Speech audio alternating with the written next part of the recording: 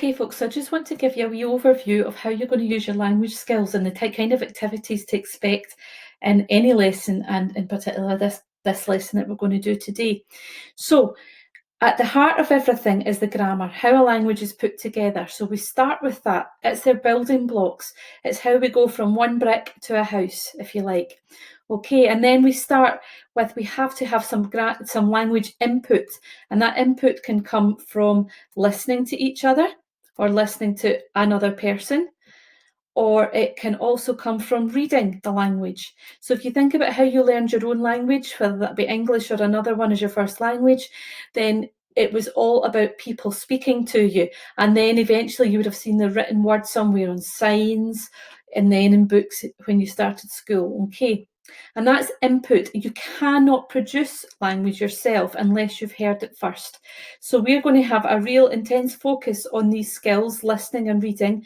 We're going to do lots of different types of activities with listening, sentence builders, songs, listening for understanding, listening for enjoyment sometimes, and the same with reading. We might do some narrow reading where you're trying to spot the difference between different texts. And once we've done all that with whatever new language we are putting in, then we will think about how we're going to talk in that language and how we're going to write in that language. So if you like, the reading and the listening and the grammar is the food. It's the energy that we put in so that we can produce talking and writing in the language. And of course, when you're talking and writing the language, the grammar's there again because you want to be able to say things correctly. And then at the heart of all this is our problem-solving activity and decoding skills that we're going to be using when we are learning a new language. Language is full of problem-solving, working out what texts mean, working out what you've just heard, and we're using our brains and our working memory quite a bit as well. How do you learn things? How do you learn vocabulary? And we're going to look at all the different ways that you can do that. So if we went to today's lesson, I just want to talk you through how this lesson will work. Okay, so we've got our virtual classroom. And as usual, all the instructions will be on your instructions board with hyperlinks to the different activities. So today we're talking about likes and dislikes, but we're going to be doing that by inputting, by learning new vocabulary, by listening lots to the different types of vocabulary. This lesson will not ask you to speak yet in French. We are learning how to speak and we're practicing that vocabulary. So if we click on there's a cultural starter activity, but if we wanted to learn the new vocabulary, if I clicked on that new vocabulary there, that link there, that will take us to a PowerPoint presentation, which has been there's a voiceover, okay, and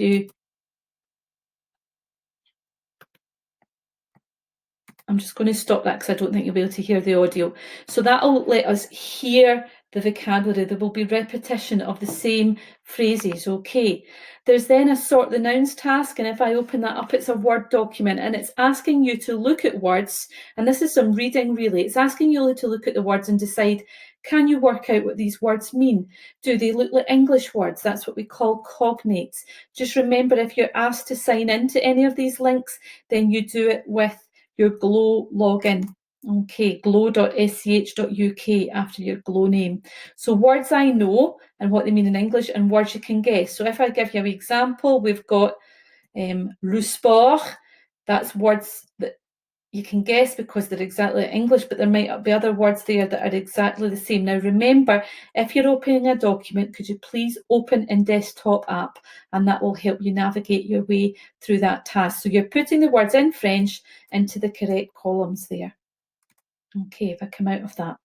So then we're going to do some more listening, and this is what we call a sentence builder task. And the sentence builder task involves a grid with all the language that we're going to be learning over the next few lessons, and that is also in the vocabulary section there.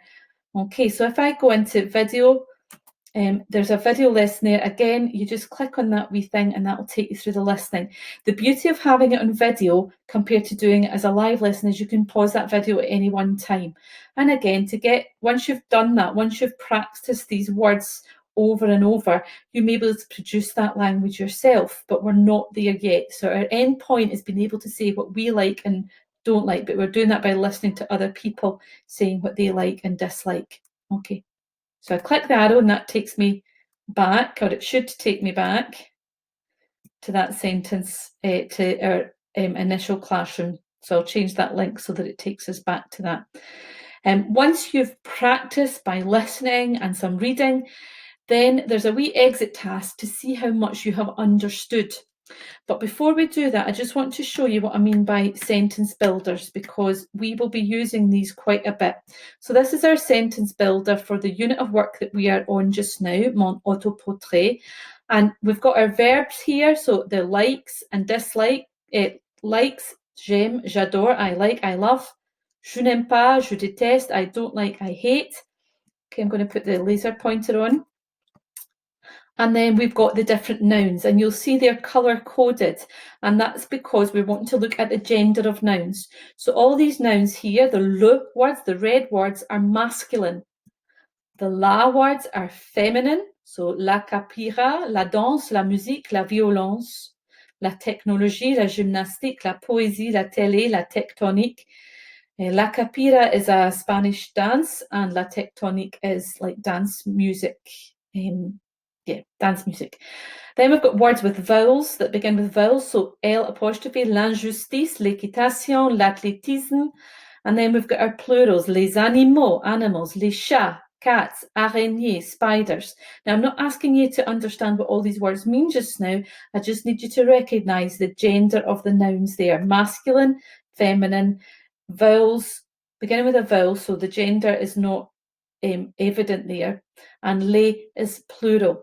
This is all, the lesson on the PowerPoint takes you through that. And then connectives are just what they are in English, but, and, mais, and, car, because, parce que, also because, and then a reason for it being good or bad. Okay, so I'm just going to take you away from that just now and back, hopefully, to our original classroom slide. There we go.